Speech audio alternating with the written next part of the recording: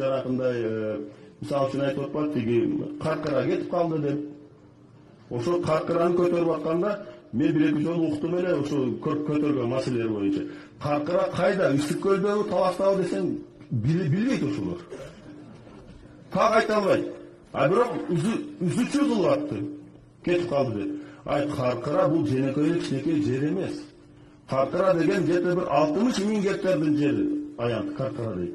А Кыргыз менен Казактын ортосундагы бир гана участок 1000 гектарды тегерегинде участок аныкталган эмес болчу. Ошону гана чечилди. Анан бул жерге келгенде бир киши өзүчө отуруп чечип кое бербейт туугандар. Биз казактарга 560 гектар жер бердик. А казактардан биз 1300-1400 гектар жер алдык. Алардын жерин алдык. Ошо чечимге барып мына депутаттар отурат могу жерде.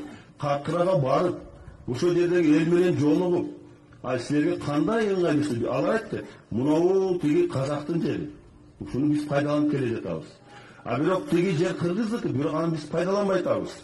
Андан көрө бул казактарга бергиле, алардын жерин биз алалык деп. Болгону ошол. Башка маселе жок. Биз алганда да бергенден кара канча эсе мына 500 гектар көп жер алдык. Аны эми түшүндүрбөй эле анан мына кетип калды, кетип берип койду. Айнан калыс болуш керек да кичине. Муну сиздерге айтып атканым себеби сиздер Каркырадан алыстыңар, бирок билип койгонуңар туура болот деп ойлойм.